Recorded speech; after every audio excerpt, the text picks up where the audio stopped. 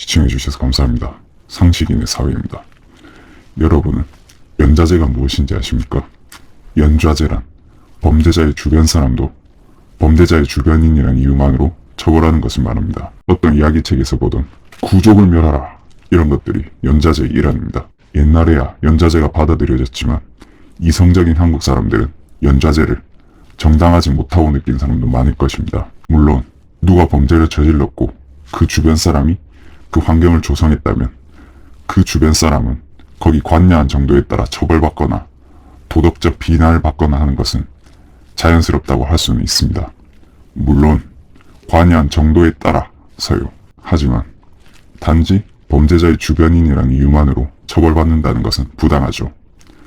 그래서 한국은 무려 헌법에 연좌제를 금지하도록 명시해두었습니다. 대한민국 헌법 제13조 사망 모든 국민은 자기의 행위가 아닌 친족의 행위로 인하여 불이익한 처우를 받지 아니한다. 8차 개정 헌법에서 규정되었습니다. 지금 뭐 당연하지 라고 생각하는 분 계시죠? 그런데 사실은 이것이 정말 정의로운 법입니다. 단도직입적으로 이렇게 헌법에 연좌제를 금지하는 조항을 박아넣은 국가는 어느 정도 형태를 갖춘 아시아 자유국가 중 대한민국이 유일하다는 사실 아셨습니까? 다른 국가를 한번 생각해 봅시다. 싱가포르.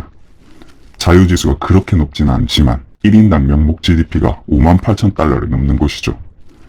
네, 여기도 연좌제 있습니다. 이곳은 치안은 좋지만 엄벌주의나 태형 등으로 비판받기도 하는 곳입니다. 아시아에서 몇 안 되는 선진국이라고 자랑하는 일본은 어떨까요? 일본국 헌법에는 연좌제를 금지하는 조항이 없습니다.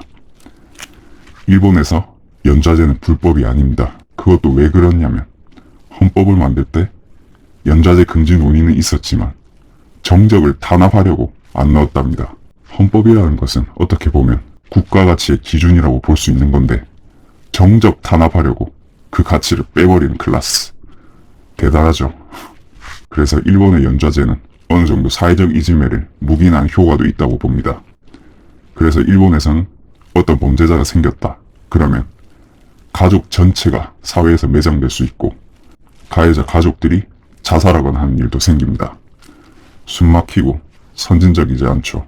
정의감이 너무 투철하신 분들 중에 통쾌하다고 하실 분도 있을 수 있지만 한국도 진심으로 그런 사회가 되었으면 좋겠다고 생각하시는 분 계시나요? 예를 들면 연락이 소원하던 친척이 범죄를 저질렀다. 이때 일본은 그냥 매장될 수도 있다는 겁니다. 한국은 어떻습니까? 프라이버시를 존중해주는 사람도 걱정해주는 사람도 있을 것입니다. 일부 나쁜 사람들은 소문내고 가시파하는 사람도 있겠지만 이들이 일본만큼 득세할 일은 없을 것입니다. 물론 한국에서도 연좌제가 아예 없다고는 하기 힘들고 완전히 없애기도 어렵습니다.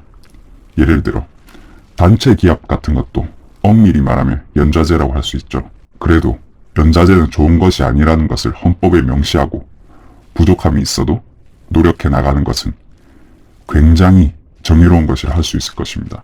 이런 걸 생각해보면 한국은 부족한 점도 있지만 여러 가지를 적극적으로 고치는 면도 있는 선진적인 면도 있습니다.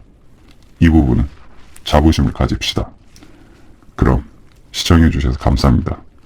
괜찮으시면 구독과 좋아요 부탁합니다.